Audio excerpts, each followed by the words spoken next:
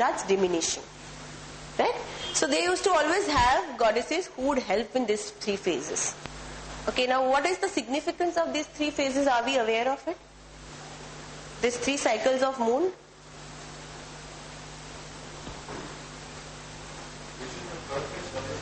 One is waxing, then there is full moon, and there is waning phase. There are three phases. Yes.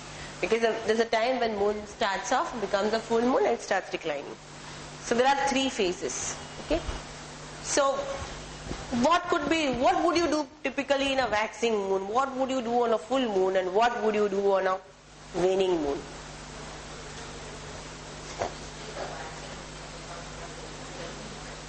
Yes, you start off, then things start declining. Yes. People used to do things, so look at the moon calendar and then start their initiative, start doing things which they wanted to do. So there were the three cycles. What could those cycles be for?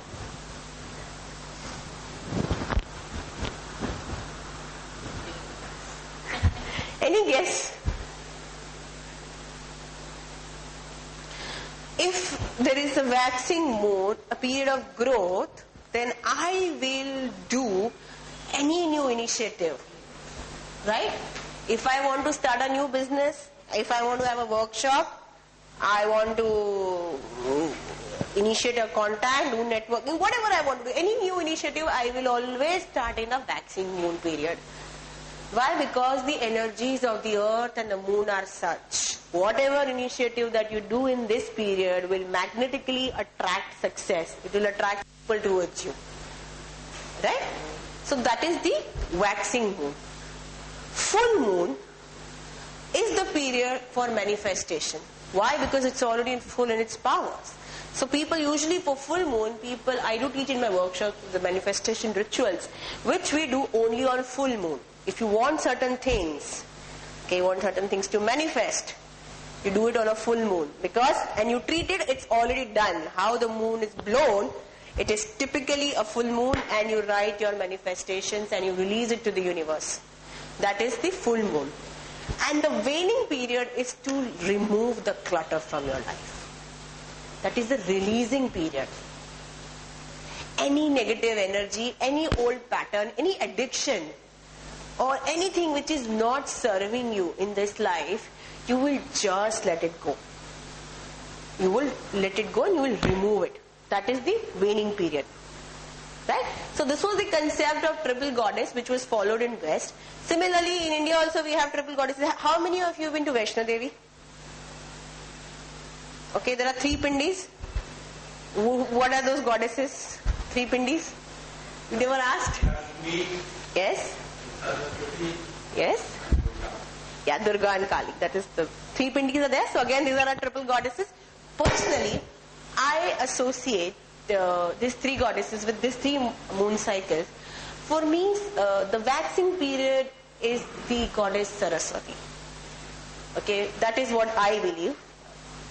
My interaction with them is something that has been downloaded to me. This is my conviction. That is the waxing period. Anything you want to start, Saraswati gives you the impetus. She gives you the push to start off new things, to do certain things. Waxing. A god which would be associated with the waxing period, if I were to say a god. Waxing. Which Hindu god? Ganesh. You start anything new. Right? So he is in the waxing period, the god. But for me, goddess, I would say Saraswati. Which goddess would be there on a full moon? Manifestation. Yes. Lakshmi. There is a goddess, Lakshmi, because she manifests things. And when we talk about Lakshmi, let's not talk about only getting money. For me, Lakshmi is the goddess of abundance. Do you know what is the meaning of abundance? Yes, abundance. What is abundance? Only getting money, is that abundance?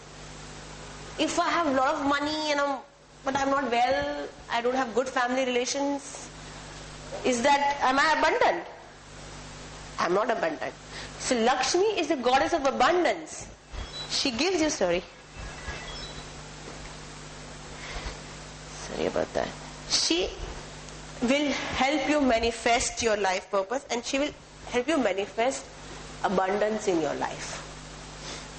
I'll just switch this off.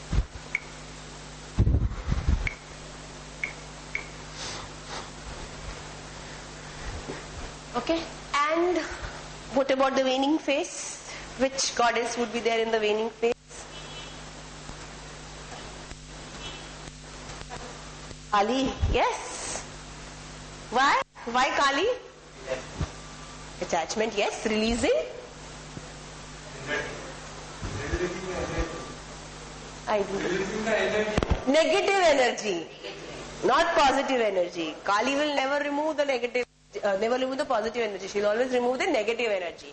So anything which is not serving your purpose, which is affecting you negatively, which is harming your well-being, that is when you invoke Kali in the waning cycle of the moon.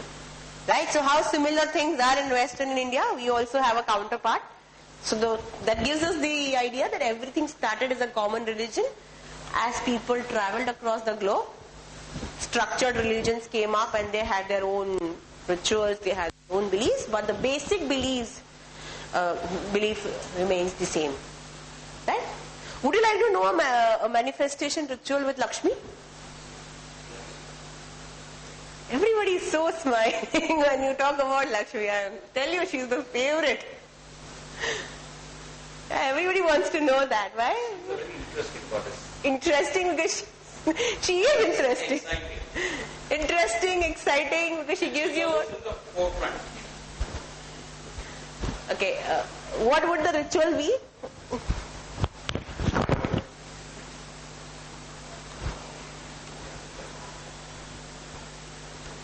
Something related. क्या होगा ritual? What would be the ritual like? Use the Sri Yantra. Sri Yantra is used, but this is something that I do. This is something it's been downloaded to me by my guides and the goddesses. This is my method of doing. I do it.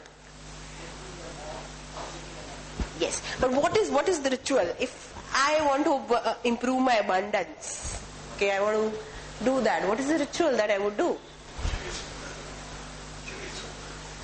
It is not something which is given in any books or this thing. This is channeled to me, and this is something that I know. Yes, I will use a mantra. I will use a mantra. Yes, I will use a mantra to do it.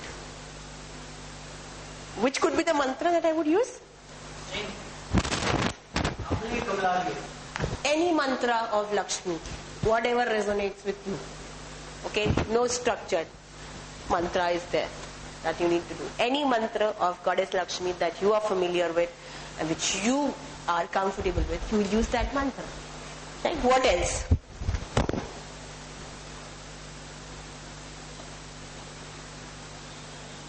When you will do it? Most important question. I've been talking about the cycles, I've been talking about the benefits of the cycles. When will you do it?